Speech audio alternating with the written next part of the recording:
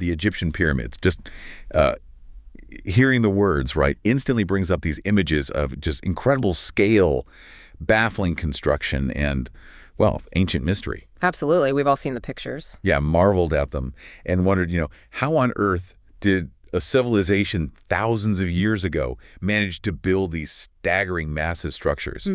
And you sent us a whole stack of sources because you wanted to understand exactly how the ancient Egyptians actually pulled off these, well, unbelievable feats of engineering.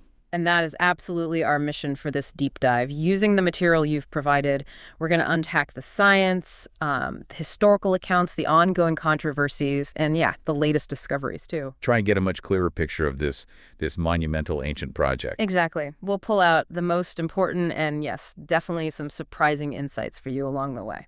Okay, let's dive in then.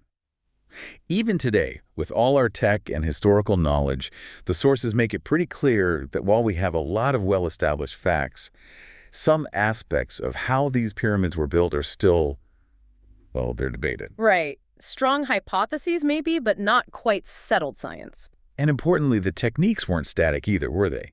They definitely seemed to evolve over the centuries. Oh, absolutely. From the earliest pyramids to the later ones, things changed.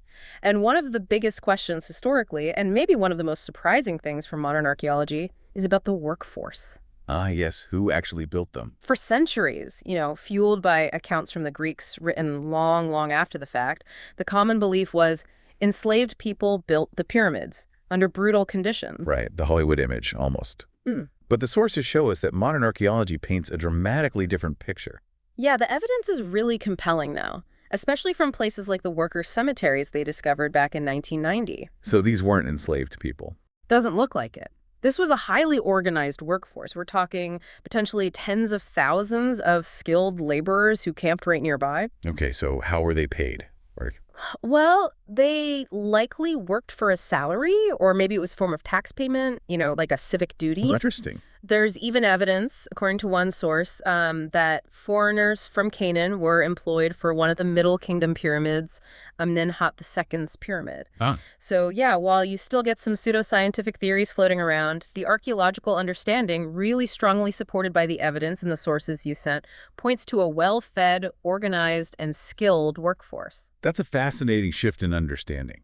Now, okay, when we look at the historical accounts themselves, it's crucial to remember, like you said, the earliest written descriptions came centuries after the main pyramid building age. Yeah, a really long time after. We're talking Herodotus in the 5th century BC, Diodorus Siculus in the 1st century BC. It's almost like trying to figure out how they built, medieval castles based on notes from the Victorian era. Yeah, that's a good way to put it.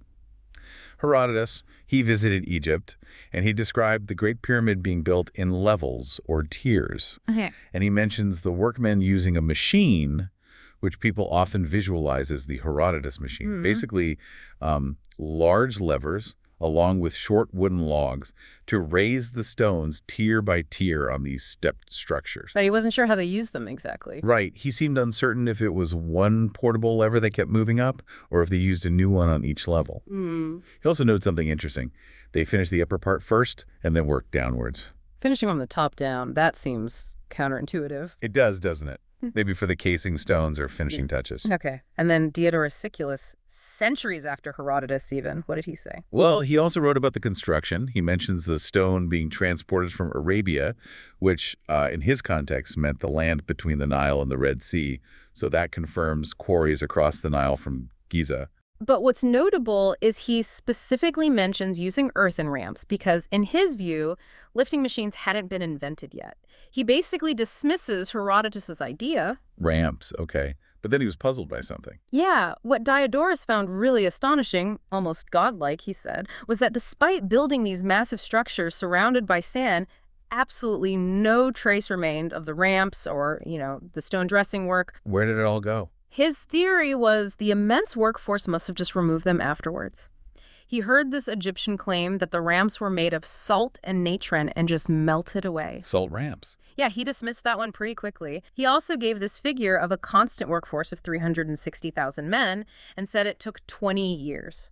which is way off modern estimates, right? Oh, hugely different from what archaeologists think now, yeah. Okay, so we've got these historical accounts, centuries late, suggesting levers, suggesting ramps, but also kind of expressing bafflement at the lack of evidence left behind.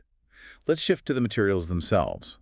The sources detail what was used and how the techniques changed over time. Right. In the early period, say the 3rd to 5th dynasties, pyramids were built entirely of stone. Solid stone. Yeah. The bulk material was locally quarried limestone, basically the bedrock of the Giza Plateau itself. Convenient. Makes sense. But for that smooth outer casing, the shiny white layer you see in reconstructions, they used much higher quality Turreline stone that had to be transported from quarries across the Nile. Okay, so local for the bulk, imported for the finish. What about other stones? Harder granite, all the way from Aswan, hundreds of kilometers south.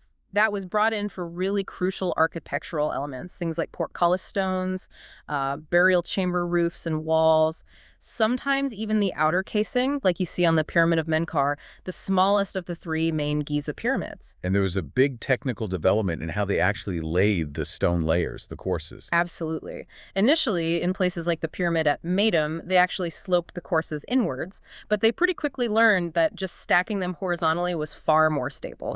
Okay. Learning curve. Definitely. And the bent pyramid is a fantastic example of this transition. You can literally see it. The lower section has that steep inward slope, and then about halfway up, it changes angle, and the upper part is laid horizontally. Explains the name. Exactly. And it's worth noting that these early pyramids, the ones built entirely of stone, they're generally much better preserved than the later ones. Why is that? Because from the Middle Kingdom onward, the techniques changed again quite significantly. Pyramids were often constructed with a core that was, well, sometimes little more than a mountain of packed mudbrooke or rubble. Oh, really? Not solid stone? Not always, no. Then they'd encase that core in the polished limestone veneer. Sometimes they even built on natural hills to reduce the sheer volume of material needed for the core. Bit of a shortcut, maybe? Clever. Now, what about mortar? Did they use it like we do to bind the blocks? They did use mortar, especially in the Great Pyramid, but the sources point out it wasn't really for binding those massive core blocks together like glue. It was more of a gypsum and rubble mix. So what was it for? Mainly used to fill the gaps between the roughly cut core blocks and, crucially, to stabilize the construction as they built. It acted more like a leveling agent, giving them a flat surface for the next course. Okay, so filler and leveler. Not really adhesive. Pretty much. And making that gypsum mortar required dehydrating the gypsum by heating it, which, used a significant amount of wood fuel. Ah, fuel. Trees. Exactly. Some studies back in the 80s and 90s using carbon dating on organic material found in the mortar actually suggested possible deforestation in the area because of this huge need for wood. Wow. A potential environmental impact even then. Possibly. It also introduced something archaeologists call the old wood problem. What's that? Well, the carbon dating results sometimes seemed older than the historical timelines suggested. One explanation is that they might have been recycling centuries-old wood, maybe from old buildings or just dead wood lying around, for the fuel or even in construction itself. So the date you get is for the old wood, not when the pyramid was built. That makes dating tricky. Okay, so they had the materials. They figured out how to lay them in increasingly stable ways. The huge question remains. How did they get them out of the ground and then move these enormous blocks? Right, the quarrying and transport. For softer stones like limestone, it was likely copper chisels, drills, and saws. Copper's relatively soft, but workable on limestone. Not for granite. No way. For the harder stones like granite or basalt, copper just wasn't hard enough. They would have used pounding tools, probably heavy balls of dolerite, which is a very hard igneous rock. Bashing it out. Kind of, yeah. Or using drilling and sawing techniques, but with abrasives, like quartz sand. Sand. How does that work? It's a process called sand abrasion. You essentially use the hard sand grains to do the cutting work, pressed down by the copper or maybe even wooden tools. The tool guides the abrasive. Ingenious. Okay, so they've quarried the blocks. Yeah. Now, moving them. Some of these things weigh tons. Many tons. The sources vividly describe transport by sledge. Big wooden sledges, and they likely lubricated the path, probably with water or maybe wet clay, to reduce friction. Is that where that famous tomb painting comes in? Exactly. The illustration from the tomb of Jehudi-Hotep, it's iconic. It shows 172 men pulling this massive 60-ton statue on a sledge. 172 men. And crucially, there's a figure standing at the front of the sledge pouring liquid onto the ground right in front of it. Clear evidence for lubrication. And have people tried this out? Like experimentally? Oh yeah, experimental archaeology loves this stuff. Experiments estimate the manpower needed. Maybe 8 workers for a, say, 2.75-ton block on level ground with lubrication. Seems feasible. What about other methods? Rolling? Rolling stones using cradle-like machines, sort of like rocking frameworks around the block, has also been suggested. There are some images of these in later temples. Did they test that too? Yep. One experiment tested it for 2.5-ton blocks, showed 18 men could roll one up a pretty steep ramp, like 1 in 4, relatively quickly, about 18 meters a minute. Okay, so sledges, maybe rollers for some blocks. But what about the really big ones? The, 15-tonners or even those 80-ton granite beams? Ah, yes. That's where the real debate lies. The methods for those monsters are much less agreed upon. And didn't a recent discovery shed light on transport, the Diary of Mirror? Absolutely. Discovered in 2013. It's fantastic. It's a logbook, basically, from a foreman named Merer. And it gives us direct first-hand evidence of limestone blocks being transported from the Tura quarries across the Nile to Giza by boat. By boat. That's huge confirmation. It is. Which leads us perfectly into one of the most exciting and recently updated aspects of this whole puzzle, the use of waterways. Right, the Nile. The sources have long highlighted that the Egyptians would have used the Nile, but specifically a now extinct branch of the river that flowed much closer to the pyramid sites than the main channel does today. How do we know about that? Well, a 2012 study suggested that former waterscapes and higher river levels around 4,500 years ago were really crucial for construction. But then, just recently... This is the really new stuff. Yeah, hot off the press, relatively speaking. A study published in May 2024 used satellite imaging and sediment analysis. So looking at soil cores to actually map an extinct branch of the Nile. Wow. They've named it the Aramat branch, which means pyramids branch in Arabic. And it once flowed right near the Giza pyramids, and interestingly, many other pyramid sites along the Nile Valley. So it wasn't just Giza, it connected lots of them. Seems like it. And this wasn't just some small creek either. They estimate it was about 64 kilometers long, maybe half a kilometer wide in places, and at least 25 meters deep. That's a proper river. Definitely. And their conclusion is really powerful.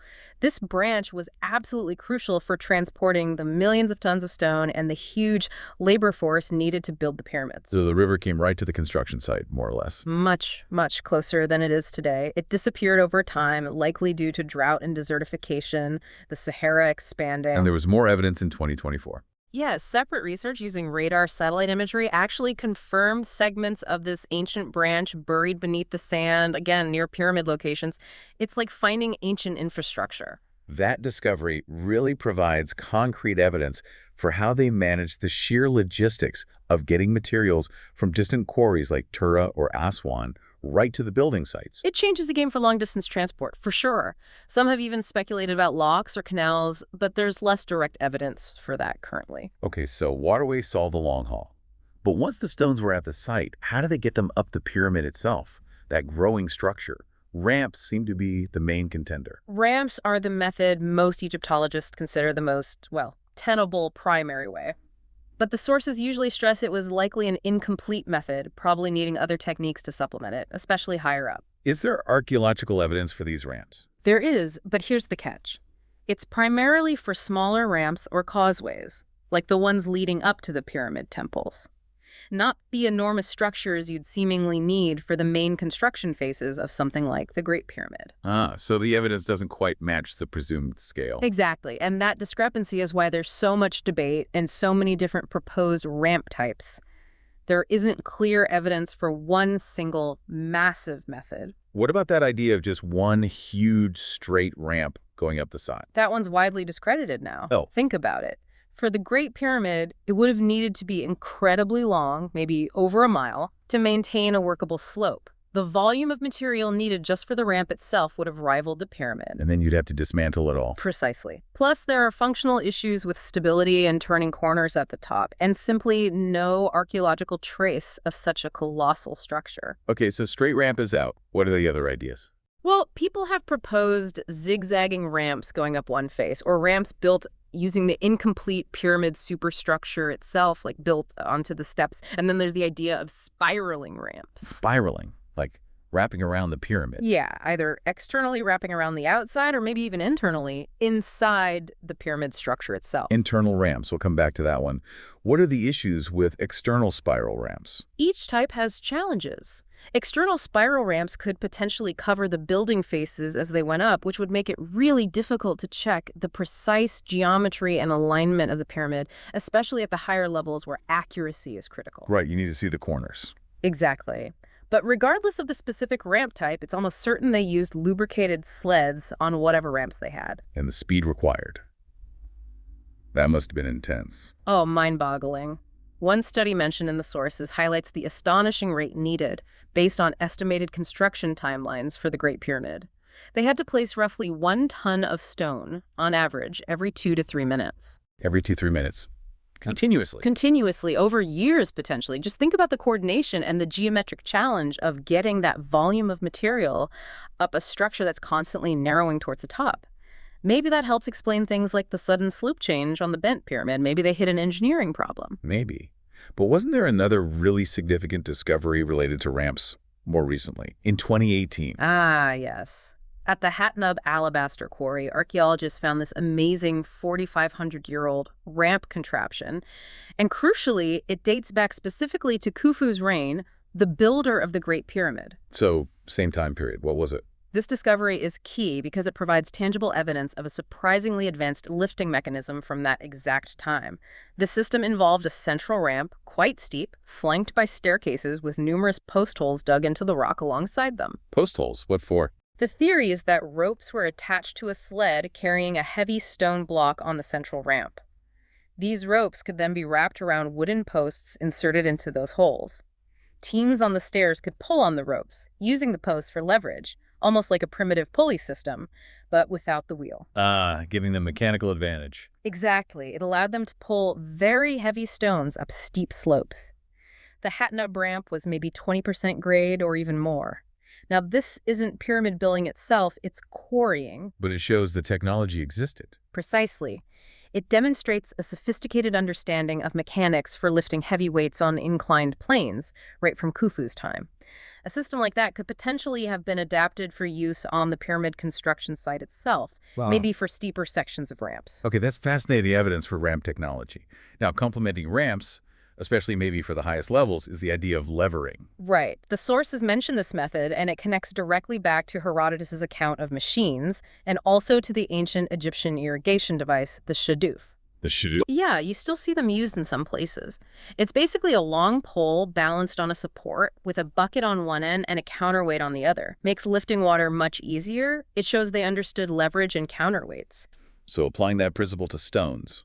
Mark Linner, who's a leading expert we'll hear more about, suggests levels might have been primarily used for the top portions of the pyramid. Maybe, he estimates, the top 3% of the material by volume. Which sounds small, but that actually accounts for the top 4% of the pyramid's total height. So not the bulk of the work down low, but possibly crucial for finishing the peak. Have people tried levering experimentally too? Oh, yes. There are different ideas here too. There are incremental methods like imagine prying up one side of a block just a tiny bit, sticking a wooden shim underneath, then prying up the other side, putting a shim there, and slowly walking the block upwards. Seems slow. Experiments show it's possible, though maybe slow, yeah. One test apparently took about 1.5 hours just to lift a block 1 course higher using shims. Okay. Any faster levering methods? Then there are ideas about single movement levering, using a larger lever, maybe an A-frame type structure, to lift a block up one whole course in a single go. Has that been tested? Scott Hussey-Palos did an experiment using a simple A-frame lever.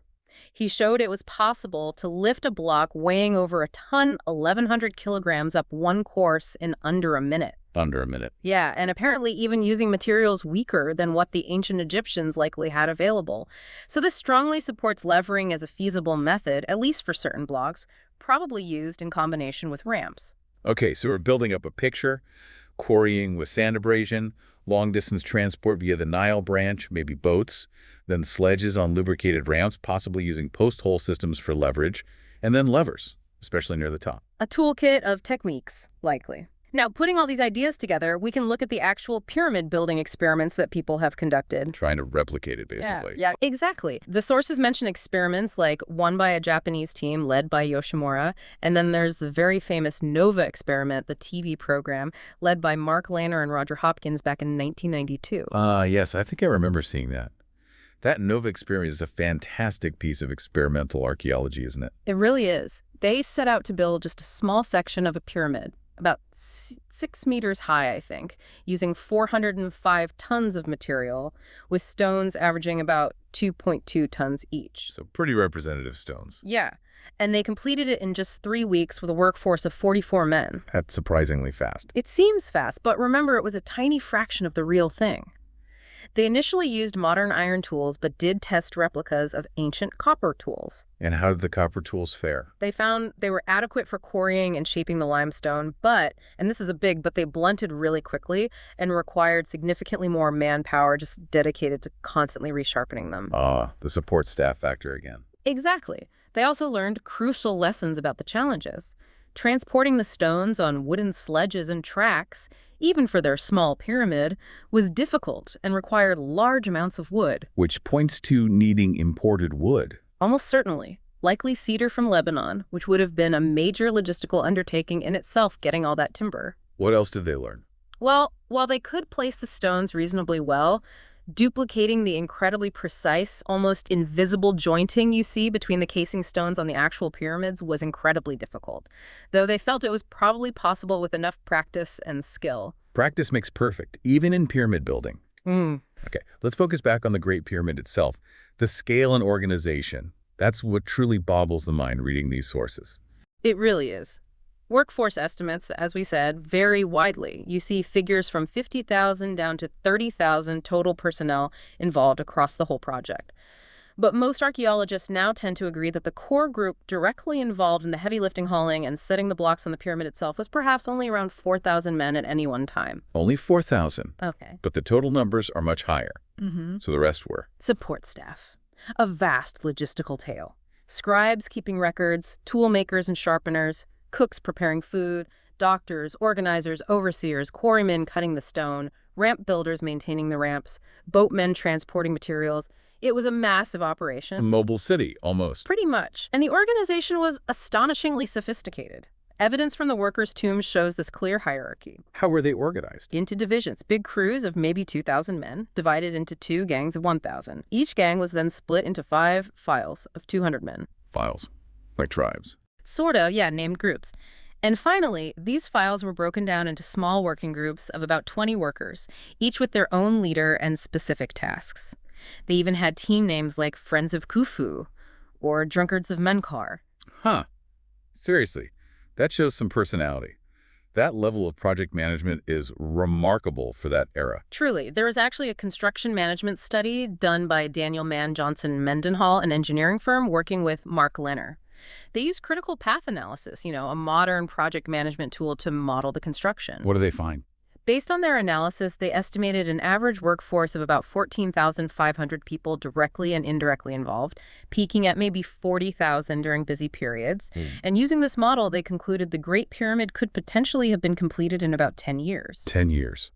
For that massive structure, that seems incredibly fast. It does. And this is where the numbers get truly, truly mind-boggling. Their estimate is somewhere around 2 to 2.8 million raw blocks quarried, settling on about 2 million finished blocks actually placed in the pyramid. 2 million blocks. Now, to complete the pyramid in 10 years, whether working seasonally or year-round, their calculations suggested they needed to quarry, transport, shape, and place an astonishing 180 blocks every single hour. Wait, hang on.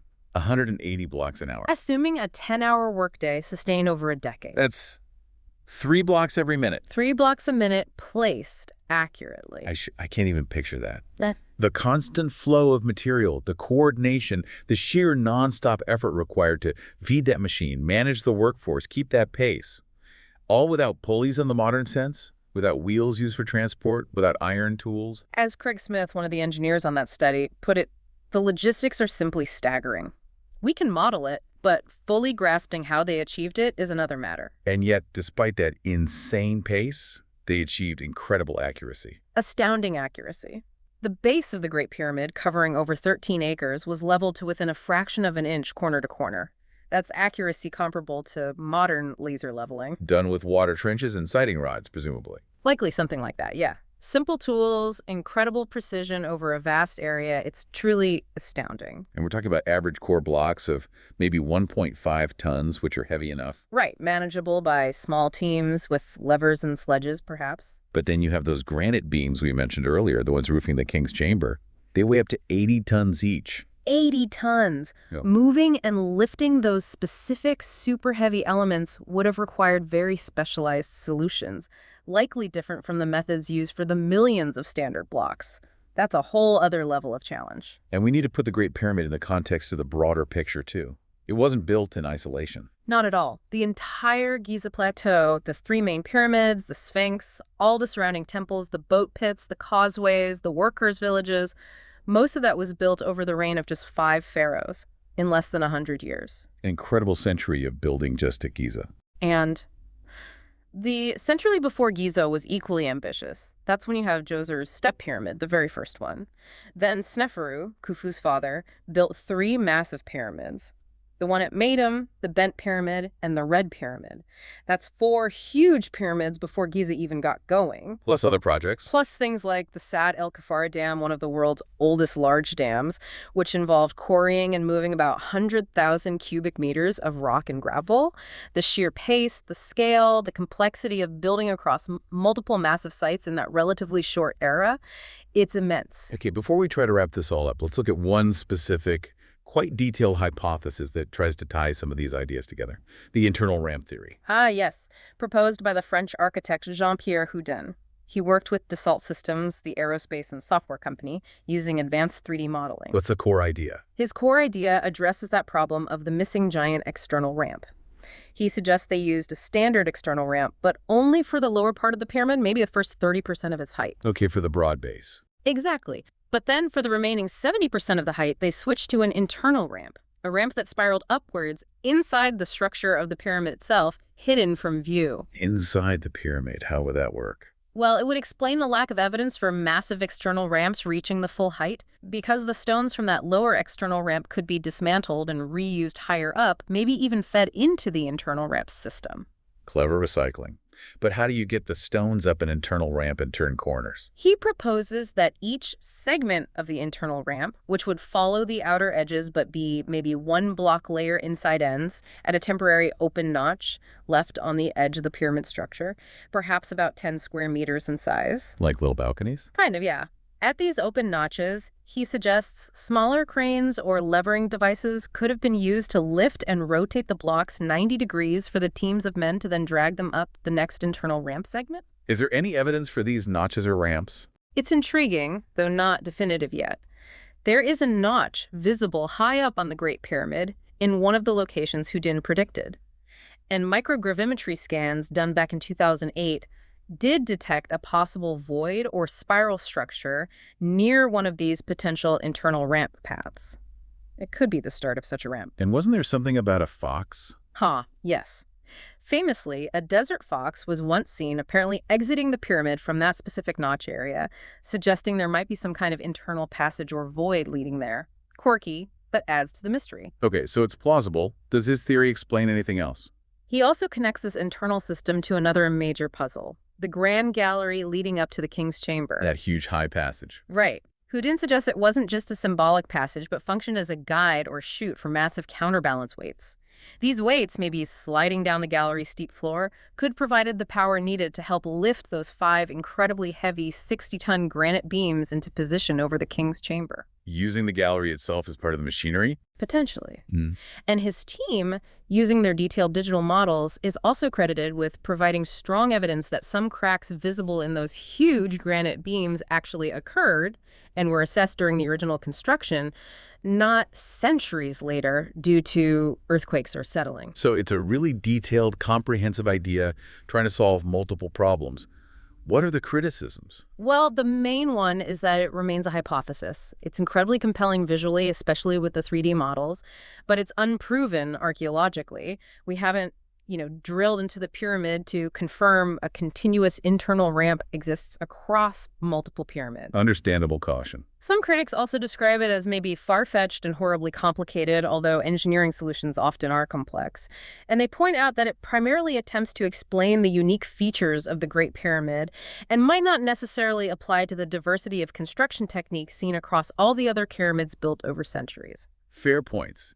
It's one possible solution for one specific, albeit the most famous, pyramid. Exactly. It's a powerful visualization, a strong hypothesis supported by advanced modeling, but it's still awaiting that definitive archaeological smoking gun, so to speak, from inside the structure itself. Okay, so let's try and summarize this deep dive then.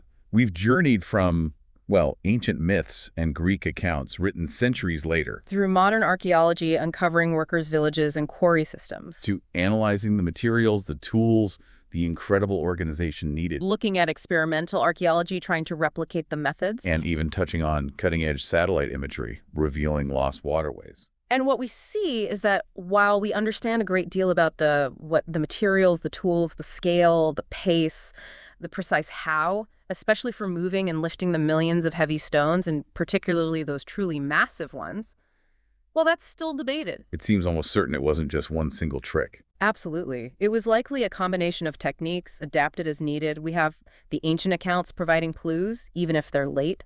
We have archaeological evidence offering pieces of the puzzle workers' villages, tool marks, small ramps, the hat nub system. We have experimental archaeology showing what was physically possible with the tools and manpower available.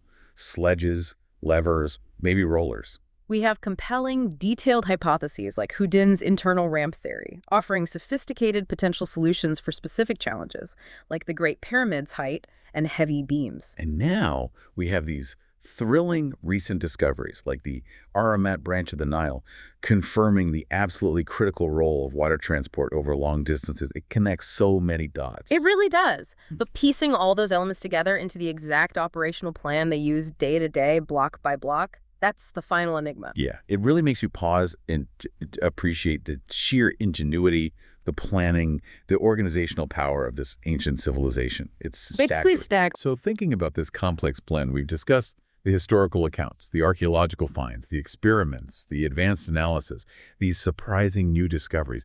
What combination of these proposed methods do you think was most likely the true secret? Or maybe the most important component? Ramps, levers, water transport, internal structures, maybe even things we haven't fully grasped yet. What single piece of evidence or insight do you, the listener, find most compelling in trying to solve this incredible ancient riddle?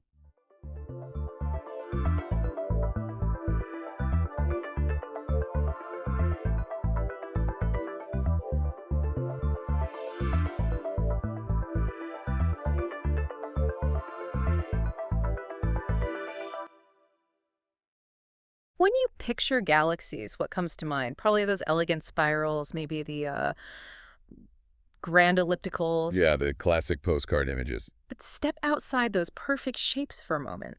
The universe is actually full of galactic oddballs, peculiar, sometimes chaotic, forms that look nothing like the textbook examples. And these aren't just cosmic anomalies. They are, in fact, profound clues to how galaxies actually evolve and interact across vast scales. And our deep dive today takes us into a really foundational work that first systematically captured these strange cosmic sights. Halton-Arp's Atlas of Peculiar Galaxies. It came out back in 1966. Right. We're using excerpts from the Wikipedia article about this atlas as our guide here. So our mission really is to go beyond just looking at these peculiar shapes. We want to understand Arp's original purpose. Why did he create this atlas? How he classified galaxies purely by their appearance back then, because that's key. And crucially, how modern astronomy interprets these same peculiar forms today. Yeah, what can this atlas teach you, listening right now, about the dynamic, sometimes kind of violent nature of the universe? Let's get into it. Let's unpack this. So this landmark collection, it came out in 1966. Halton-Arp compiled it, published by the California Institute of Technology. That's right. It's a catalog of 338 galaxies that Arp identified as, well, peculiar, deviating in some way from the standard spiral or elliptical forms we usually think of. And his goal wasn't just to list, everything weird out there, was it? It was more specific. No, exactly. He wanted to provide a collection of examples showcasing the types of peculiar structures he was observing through telescopes at the time. Right, a visual reference, a gallery of galactic strangeness almost. Pretty much, yeah. Which leads us straight to the why. Why did art put so much effort into these odd shapes? Well, back in the 1960s, our understanding of why galaxies settled into those familiar spiral or elliptical shapes was still pretty limited. I mean, Right. the physical processes driving galactic evolution weren't fully mapped out. Okay, so the normal itself was still a bit mysterious then? Precisely. ARP saw these peculiar galaxies as natural experiments, like cosmic laboratories. Hmm. They were snapshots of physical processes that were clearly distorting or changing galaxy shapes. Mm-hmm. So the thinking was, by studying them, astronomers could hopefully figure out what forces were at play. Not just in the peculiar ones, but maybe in all galaxies. That was the hope. That the peculiar wasn't just an oddity, it was a key, a way to study these fundamental shaping processes. So it was a sample, right? Focusing on nearby galaxies mostly, so the details were clearer. Exactly. Using the outliers to understand the norm, or at least the forces that create the forms we see. Okay, now here's where the perspective shift gets really interesting, I think. Because the physical processes causing these shapes weren't well understood in 1966. Right. They just didn't know. ARP classified the galaxies based almost entirely on their appearance, just what they looked like. Yeah, purely morphological classification. The source outlines his main groupings. You've got individual spirals, maybe with small companions, ellipticals, then galaxies with neither shape, often called amorphous today. Ah, amorphous, okay. And double and multiple galaxies, and a small miscellaneous group at the end. He just sorted them by sight. And fast forward to today, modern astronomy, with much better telescopes, powerful simulations, deeper theory, it interprets these peculiar shapes very differently. Oh, absolutely. A large number of these objects that looked simply peculiar to ARP are now understood as galaxies undergoing dramatic interactions. Interactions, like collisions. Yeah, gravitational dances, tidal stripping, and outright mergers. Cosmic collisions. Wow.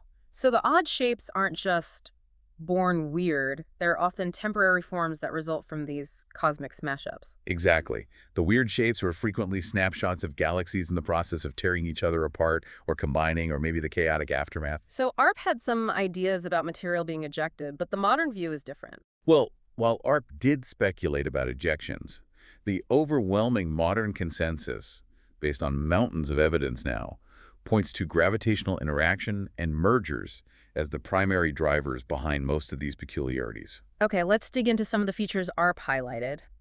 The source gives us some great examples and the modern takes. One of the most common things seems to be what are now called tidal features. Ah, yes, tidal tails and bridges. They're absolutely stunning. These streams of stars and gas get pulled out from galaxies by the gravity of a nearby companion or during a merger. And they can be huge, right? Oh yeah, they can stretch for hundreds of thousands of light years. Just incredible structures. And ARP saw these show up in different ways. He classified them under names like connected arms, long filaments, even something he called appearance of fission. That appearance of fission category is a perfect example of the shift in understanding. What he saw and interpreted as separation, we now understand, is often the early stages of merging. Ah, so the opposite. Pretty much.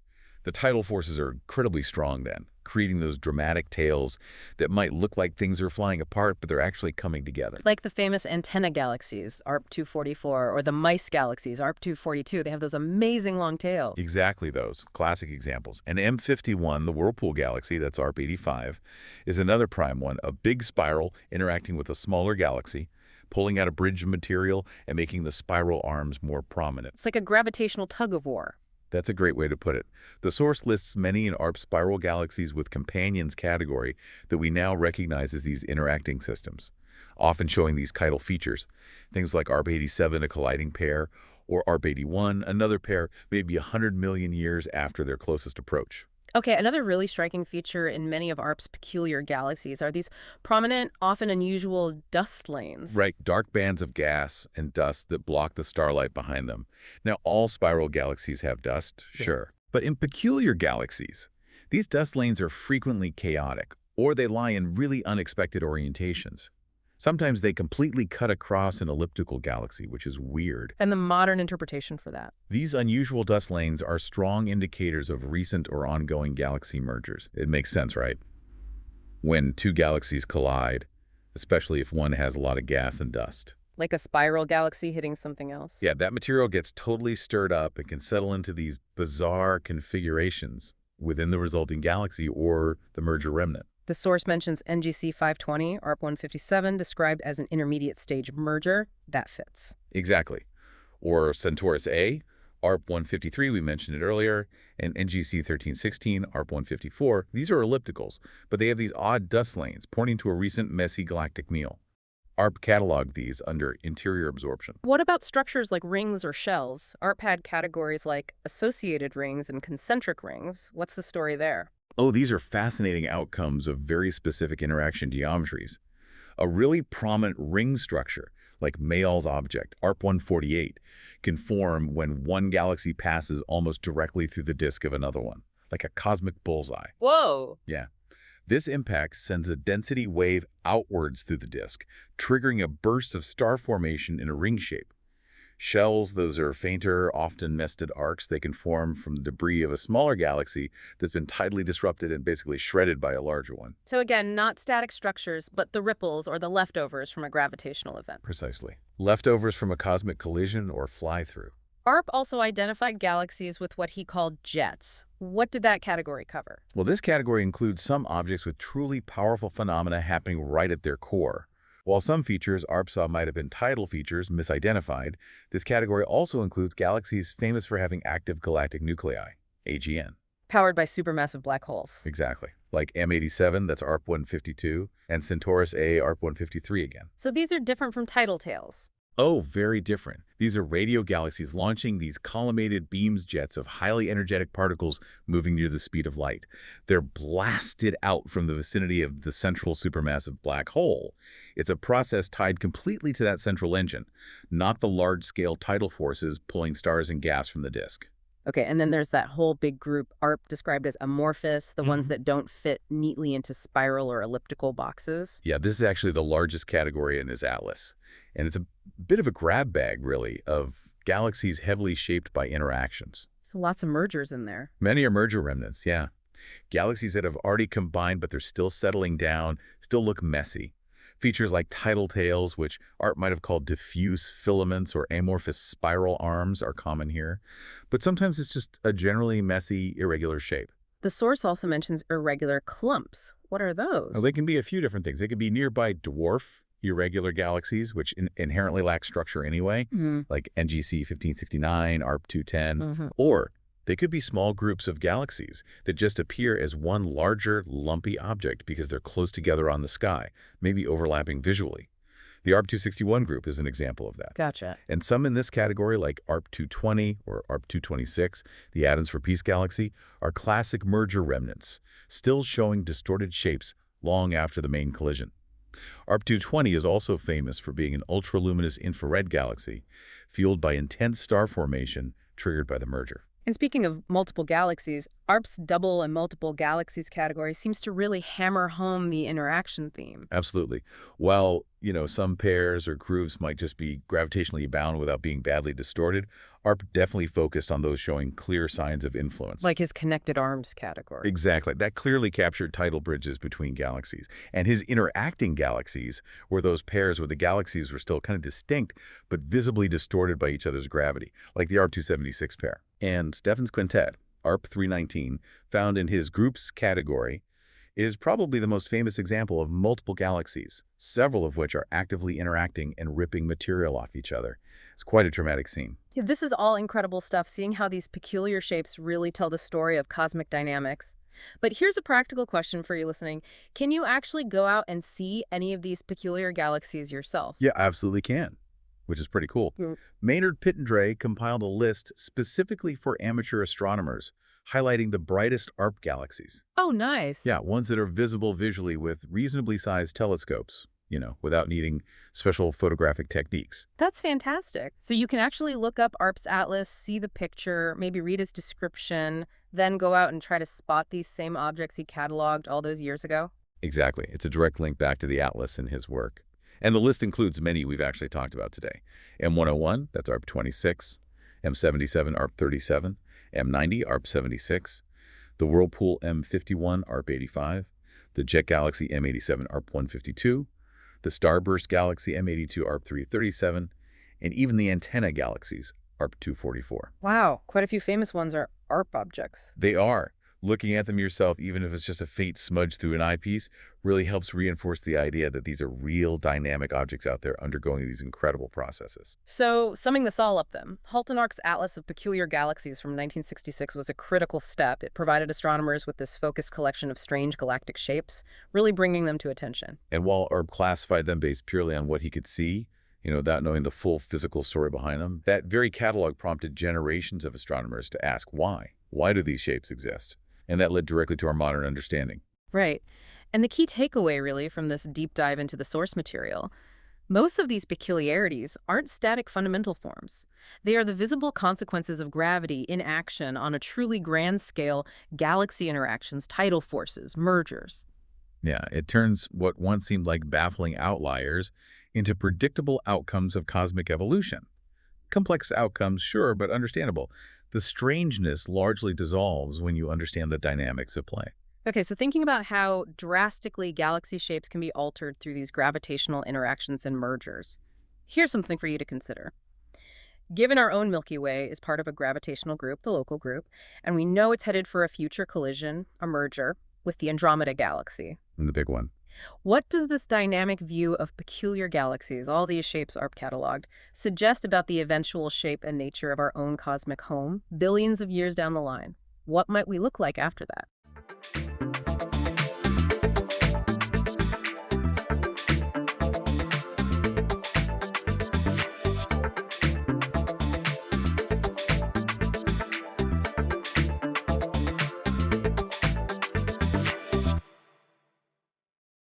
Welcome to the Deep Dive. Today we're getting into a really fascinating alternate reality, the one created by the legendary Philip K. Dick in his 1962 novel, The Man in the High Castle. Yeah, and for this deep dive, our main source is, well, it's a pretty detailed Wikipedia article covering the whole setup, the world, the people, the plot, and, the big ideas packed into this book. So our mission is basically to unpack this unsettling, really intricate world. We're going to try and pull out the most important bits for you, the setting, the characters, the themes, just the key takeaways from that source material. And it all spins out from this really bold question: what if the Axis powers, Nazi Germany and Imperial Japan, actually won World War II? Right. And then on top of that, what if inside that world someone wrote a book imagining a reality more like ours? Exactly. The novel throws us into 1962. It's 15 years after this alternate WWII ended in 1947. And America. Well, it's not the United States anymore. It's a really disturbing picture. Let's start with that world itself. Okay, so the whole alternate history thing, it pivots on one specific moment, right? A point where things went differently. It does. The source is very clear. The divergence point is back in 1933. 1933, what happened? Giuseppe Zangara. He attempts to assassinate President-elect Franklin D. Roosevelt. In our timeline, he failed. But in the book's history, he succeeded. Wow. Okay, so FDR is assassinated in 33. What does that lead to? Well, according to the source, two big things. The Great Depression continues for longer, but crucially, the U.S. sticks to this hardline isolationist policy. So when WWII kicks off in Europe in 1939... America stays out. Completely out. Yep. And with no U.S. intervention early on, Nazi Germany just rolls over Europe, including the Soviet Union. They implement all their horrific extermination plans. In Japan. Japan dominates the Pacific War. The Axis powers also carve up Africa between them, and they're both maneuvering for control in South America. The war ends in 47 with a total Axis victory. So fast forward to 1962, where the book is set. What's the global picture? You've got two superpowers, Imperial Japan and Nazi Germany, and they are locked in a Cold War. Very tense, especially over the pieces of the former United States and South America. And the U.S. itself is literally divided. Yeah, carved up. You have the Pacific States of America, the PSA on the West Coast, that's run by Japan, part of their Co-Prosperity Pacific Alliance. Okay. Then in the middle, the Rocky Mountain states act as this, neutral buffer zone, no man's land almost. Yeah, the East. That's essentially Nazi North America. It's split into regions, the South and the northeastern U.S., but both are ruled by collaborationist puppet governments loyal to the Nazis. What about Canada? Interestingly, the source mentions Canada remains independent through all this. Okay, and what's going on inside these big powers, Japan and the PSA? Well, the source describes what it calls judicial racism. It's brutal. Black people are enslaved, and Chinese people are treated as second-class citizens. That's, yeah, chilling stuff from the source. And in Nazi Germany. Hitler's still alive, but he's old and incapacitated. Syphilis, apparently. So Martin Bormann is the acting chancellor. But it's unstable. Highly. You've got major Nazi figures like Goebbels, Reinhard Heydrich, Goering, Seyss-Inquart. They're all jockeying for power, waiting for Hitler to die, basically, vying to succeed Bormann. And technologically, the source mentions some pretty wild advancements for the Nazis. Oh, absolutely. Things like draining the Mediterranean Sea to create more farmland. Draining the Med. Seriously. Yep. And they've developed and used the hydrogen bomb. Plus, they have incredibly advanced rockets. We're talking global travel in hours and even space colonization. Space colonization. Colonies on the Moon, Venus, and Mars by 1962. It just underscores how dominant and, frankly, terrifying their regime is in this timeline. Okay, so that sets the scene. A really dark, oppressive world. Now let's get into the people living in it. The story follows several characters whose lives kind of intersect, right? Exactly. A lot happens in San Francisco, in the Japanese-controlled PSA. And we meet Robert Chilton first. Yeah, he runs an antique shop, specializes in Americana cultural artifacts from the old United States. His main customers are wealthy Japanese who fetishize this stuff. But he has problems. Big problems with counterfeits, fakes flooding the market, a lot of them coming from this big corporation, Wyndham Matson. Okay. Who else is in San Francisco? There's Nobusuke Tagomi. He's a high-ranking Japanese trade official. He's looking for a really special, authentic American antique to give as a gift to impress a visiting Swedish industrialist named Baines. And Frank Frank. Right. Frank Frank is secretly Jewish, which is incredibly dangerous. He's a WWII veteran, used to work for Wyndham Matson, got laid off. What's he doing now? He starts his own business, a small metalworking and jewelry company with an old coworker. And how does he fund it? By blackmailing Wyndham Matson, threatening to expose their counterfeit operation. Okay. And his jewelry is special somehow. Yeah, this is a key point.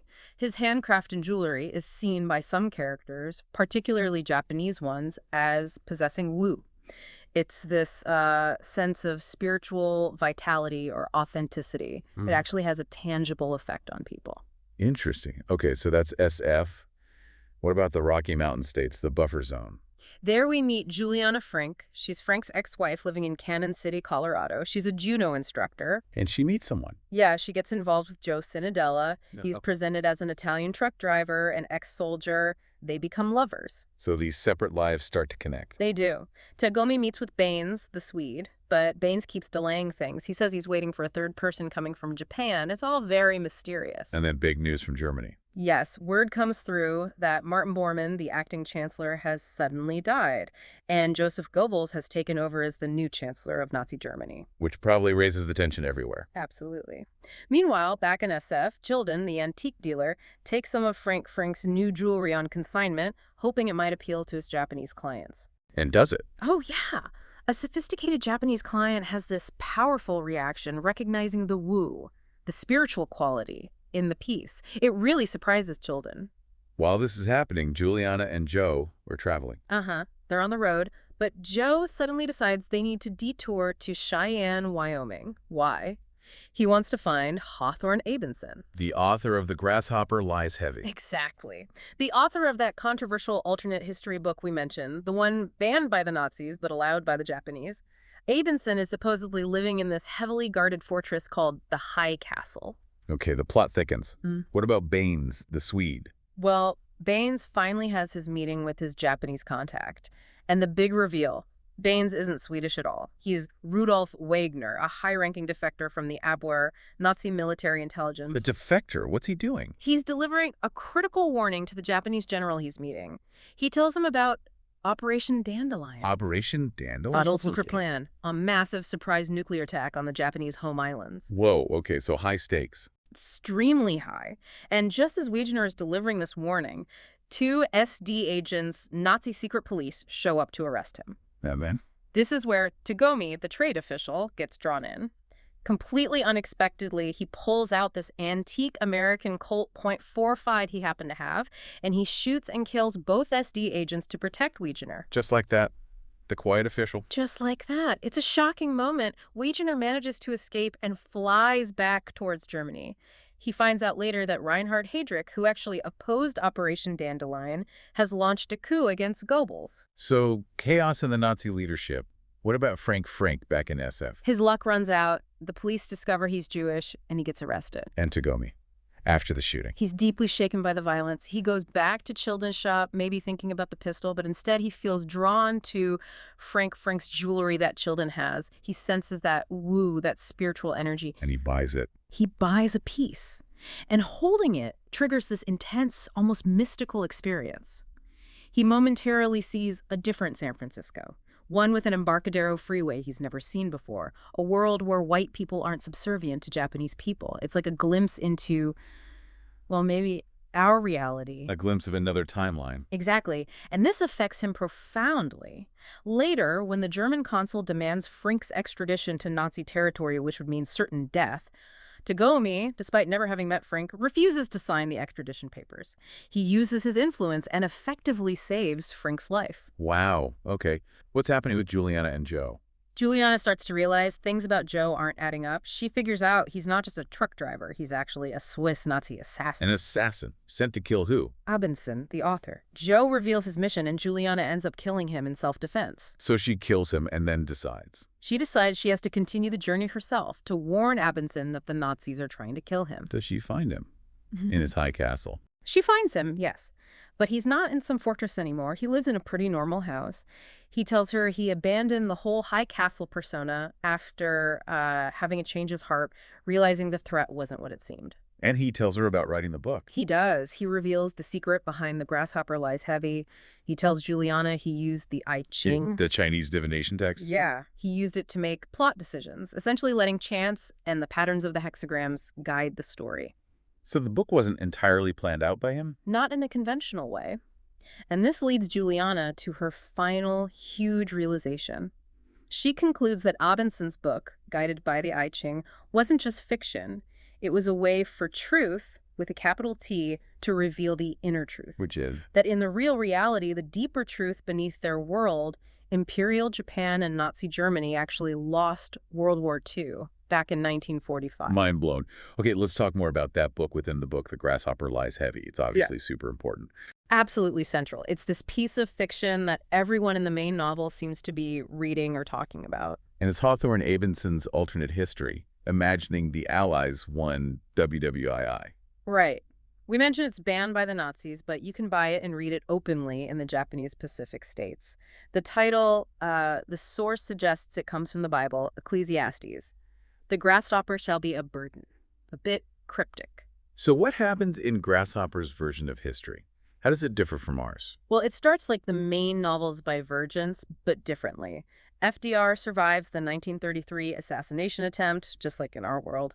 But then he chooses not to run for a third term in 1940. So no FDR during the war. Right. Rexford Tugwell becomes president instead, and Tugwell makes a crucial call. He moves the U.S. Pacific Fleet from Pearl Harbor before any attack could happen, so the fleet is saved. Okay, that's a big change. Huge. Also, in this timeline, the United Kingdom plays a bigger, more effective role early in the war. They help defeat Rommel in Africa sooner. And the Eastern Front? The British and Soviets work together more effectively. They beat the Nazis at Stalingrad and eventually take Berlin. Italy bails on the Axis. Hitler and the other top Nazis are captured in 1945. And what happens to them? They're put on trial for war crimes and executed. The source even gives Hitler's supposed last words in the book, Deutsch, hier stehe ich. Germans, here I stand. Echoing Martin Luther, which is quite a detail. Definitely.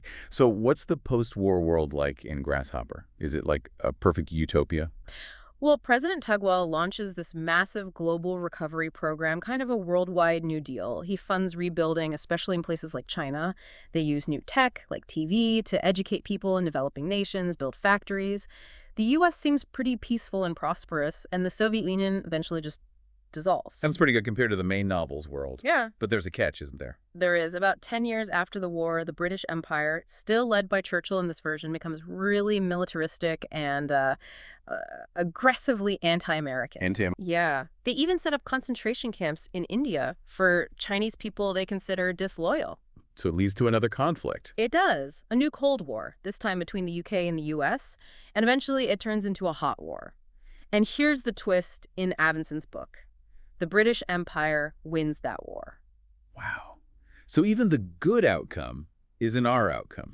And it still ends with conflict and a dominant, potentially oppressive empire. Exactly. It just adds another layer. It suggests that history is complex, and even radically different paths might not lead to simple utopias. There are always shades of gray, you know? Definitely food for thought. Okay, let's shift to Philip K. Dick himself. What inspired him to write this book? What was he drawing on? Well, he was definitely influenced by earlier alternate history. He specifically mentioned Ward Moore's Bring the Jubilee, which imagined the South winning the U.S. Civil War. And he did his homework on the Nazis, clearly. Oh, yeah. The source lists several historical books he used: Schirer's Rise and Fall of the Third Reich, Bullock's biography of Hitler, the Goebbels diaries, even books about Rommel, like Foxes of the Desert. He wanted that grim reality to feel authentic. But the biggest influence seems to be the I Ching, right? Without a doubt, it's not just in the story. Dick actually used the I Ching himself, tossing coins to make decisions about the plot and the themes as he was writing. It's deeply embedded in the novel's creation and its meaning. So it's about chance, faith, reality. All of that. The source also mentions other influences, Japanese and Tibetan poetry, like haiku, maybe influencing the tone or style, and even sociological ideas from Nathaniel West's Miss Lonely Hearts. How was the book received when it came out in '62? It was a major success in the science fiction world. It won the Hugo Award, didn't it? Yes, best novel in 1963. That's a huge deal, and critics generally loved it. Avram Davidson called it a superior work, praising the use of the I Ching, the suspense, the philosophy, the characters, everything. Others agreed. Robert Silverberg said the prose crackles, the characters felt vividly real, and the plot was stunning. And later critics, like Frederick Kreuziger, pointed out how it presents these alternate worlds that still feel familiar, reflecting our own world struggles with chance and fate. And Ursula K. Le Guin's comment is pretty famous. Yeah, Le Guin called it potentially the first big, lasting contribution science fiction made to American literature, which is just immense praise, placing it right up there in the literary canon. So its legacy is pretty solid. Yeah. And it's lived on beyond the page, too. Definitely. There have been multiple audiobook versions over the decades, keeping the story accessible. George Geidel, Tom Weiner, Jeff Cummings, different narrators bringing it to life. But the big one recently is the TV show. For sure, the Amazon Prime Video series. It apparently had a long development process, but the pilot finally filmed in 2014. And it was a hit right away. Apparently so. Amazon released it in January 2015, called it their most watched pilot ever at that point, and greenlit the full series pretty quickly. It premiered later that year and introduced a whole new generation to Dick's world. Now, what about a sequel? Dick thought about writing one, didn't he? He did. The source says he felt the ending was quite open-ended, and he planned to continue the story. But he didn't. No. He apparently found researching the Nazis again just too disturbing. He said he could not mentally bear to immerse himself back in that material. I can absolutely understand that. Yeah. He even joked about needing a collaborator with the stomach for it, asking, can you imagine getting into Reinhard Heydrich's face? Just the thought was too much. Did anything come of the sequel idea? Well, 2 chapters he wrote were published after his death, but the overall project kind of fizzled, or rather morphed. Morphed how? Dick suggested that some ideas originally meant for the sequel found their way into other unrelated novels he wrote later, like The Ganymede Takeover. And maybe Radio Free Albemuth. There's speculation about that too, yeah. Apparently, an early version might have involved some kind of alien intelligence of Valley System A helping a Benson. But ultimately, a direct sequel never materialized. So the original novel stands alone, with that powerful open ending. Exactly. And it leaves you with so much to think about. It really does. Yeah. Okay, well, that brings us to the end of our deep dive into The Man in the High Castle. We've covered the chilling alternate world, the complex characters caught up in it, those fascinating layers of reality, the crucial role of the I Ching, and, of course, the book's lasting impact. It's a novel that uses this stark what-if scenario, the Axis winning, to really explore deep questions about history, about who we are, and what reality even means. Absolutely. And it makes you wonder, given how the I Ching functions in the story, both for Dick writing it and for the characters using it, as this tool for uncovering deeper truths or hidden patterns, what does that make you, the listener, consider about the role of maybe chance or fate or unseen structures in the course of our own real-world history? Definitely something to chew on.